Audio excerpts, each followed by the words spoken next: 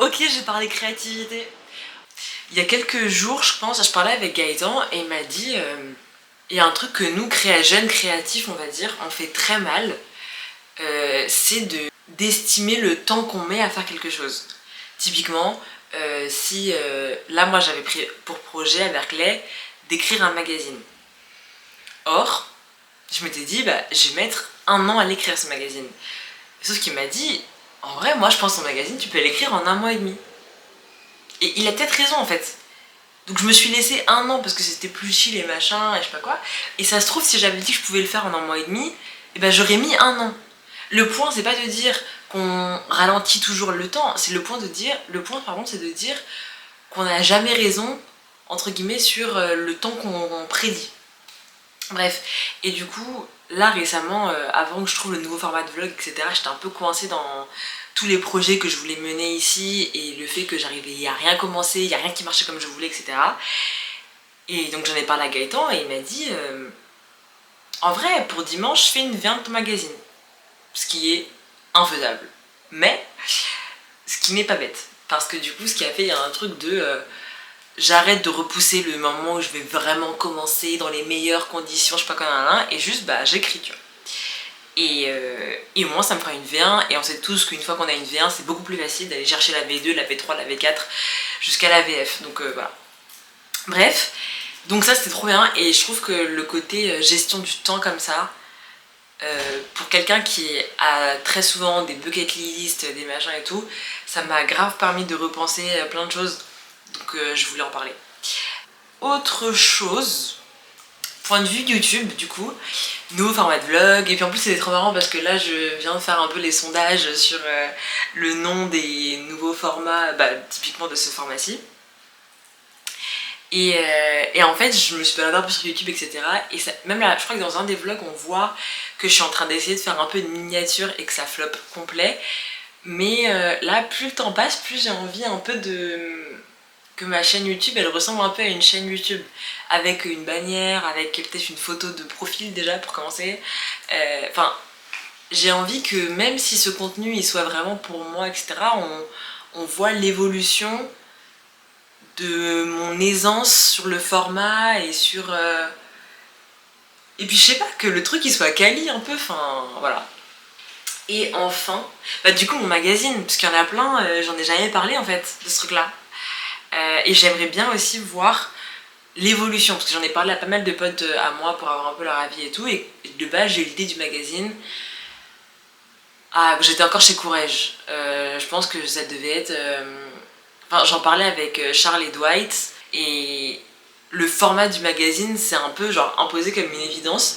Et au début, je voulais parler un peu de juste de rapport à la culture dans la mode. Donc, par exemple, je voulais parler du fait que qu'est-ce que les personnes noires ont apporté à la mode dans ces X dernières années. Ou même reprendre en fait, bref, on s'en fout. C'est plus du tout ça parce que je trouve que c'est hyper compliqué et que développer une ligne éditoriale sur la culture, ça a impliqué d'autres choses. Et en tout cas, quand je suis arrivée ici, je voulais faire un magazine stratégique sur la mode à peu près, je crois. Et là, j'ai décidé d'élargir un peu et de faire un magazine sur les stratégies créatives. Là, je suis en train d'écrire un papier sur Orelsan et en fait, je parle pas tant du développement artistique, pas forcément de ses inspirations, etc. Mais je vais parler de, ok, bah, quand est-ce qu'il a sorti son premier clip, quel outil il a utilisé, la tournée, comment il s'en est sorti, pourquoi les festivals, pourquoi tel feat, les moments de creux, les moments où en fait, s'ils avaient mal géré ça, ça aurait très bien pu partir dans une direction complètement opposée. Et voilà, et donc je pense faire ça. Je sais que j'aurai forcément des papiers sur la mode parce que ça reste mon centre d'intérêt numéro un, mais je voulais aussi parler de comment, enfin de la sortie d'un film, typiquement, prendre un film qui a un développement stratégique particulier. Enfin, je prendrais pas Barbie parce que Barbie c'était trop. Je pense que 1000 personnes l'ont déjà analysé, ça m'intéresse pas, mais j'ai pas encore trouvé le film. Mais voilà. Et, et du coup j'ai commencé, donc je suis contente. Ouais, il y a un truc aussi dont je voulais parler, c'est que j'ai un rapport à la beauté et à l'image qui est en train d'évoluer, dans le sens où j'ai souvent eu des images que je trouvais belles, bah, que je peux mettre Oh waouh, c'est comme dans les youtubeurs, ils font ça, là je peux mettre autour. Ah, trop drôle, ok. Bon, en vrai, j'essaierai d'en mettre quand même autour, ce serait marrant. Mais ouais, des images que je trouvais belles, etc. Mais il y a vraiment rapidement un pattern qui se dégageait de ces images. Et de fait, ça devenait un peu classique. Et même si j'aime bien ça, je voulais juste ouvrir mes horizons. Donc je suis passée à la photographie de mode. Et pareil, en fait, j'ai développé un pattern de ce que j'aimais dans la photographie de mode. J'ai aussi développé un pattern de ce que j'aimais dans l'era un peu space age, rétrofuturisme. Et là, récemment, en fait, je suis à la recherche d'imagerie plus singulière. J'ai des patterns en termes de couleurs, etc. Mais je veux juste agrandir mes horizons, on va dire. Et je suis très contente parce que là, je viens de tomber sur le clip de Luther, qui est un rappeur, dans son clip à l'aide. Je vous le mets là, non, je rigole. Mais je peux mettre la miniature en vrai. Et ça m'a donné d'autres choses à voir. Et ça me donne envie de tester plein de choses là. Là, je sens que je suis en train de vouloir créer plein de trucs. Et je suis très contente. Voilà. Pardon, il y a plein de coupures dans cette vidéo, j'ai l'impression. On a toujours l'impression que c'est la fin de cette vidéo alors que pas du tout. Bref. Normalement, dernière partie. J'ai l'impression que j'ai beaucoup envie de créer aussi parce que je m'amuse de plus en plus. Dans mes vlogs, il y a plein de micro-trucs qui ont changé, typiquement par rapport au son. L'idée, c'est aussi de développer un look dans mes vlogs. Et donc j'essaye de...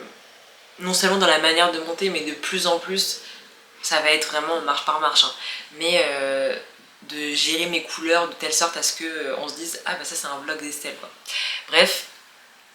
Et en fait, oui, ça. Et le fait de faire...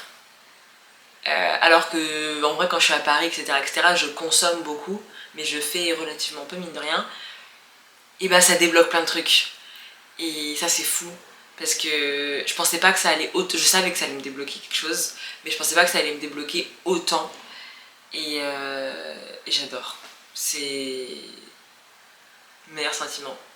Le traitement de l'image, enfin de la couleur dans ce qu'a fait Luther, dans le travail de Luther et de son équipe, c'est un truc que j'aurais jamais voulu tester avant.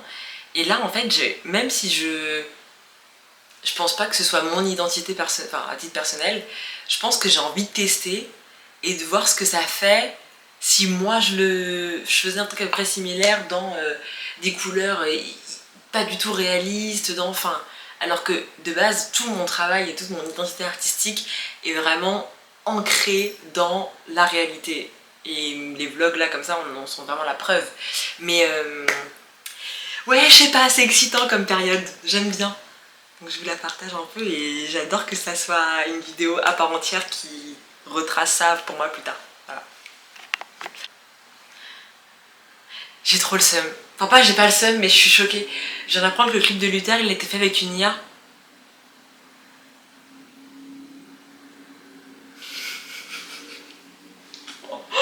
Je vais péter un peu. En fait que... Normalement, j'avais trouvé déjà plein de photos genre méga réussies avec l'IA et tout. Mais là, je me suis vraiment dit, waouh, le clip il est différent de ce que des gens auraient pu en fond d'habitude et tout. En tout cas, de ce sur quoi moi je tombe d'habitude, que ce que je consomme quoi.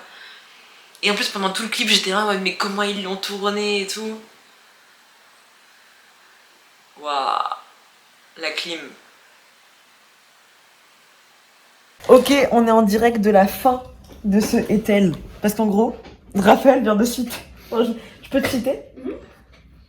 Raphaël vient de nous dire l'IA ne remplacera jamais les artistes, tout comme les calculatrices ne seront jamais mathématiciennes. C'est mieux en anglais. D'accord, elle l'a dit en anglais. Et en fait, moi j'ai été brain par le clip de Luther là. Et le seul truc que ça m'a fait penser, c'était au fait de dire que maintenant, en fait, ça m'a aussi déchauffé d'aller le voir en concert. J'ai moins confiance en l'événement purement vie réelle de l'artiste. Voilà.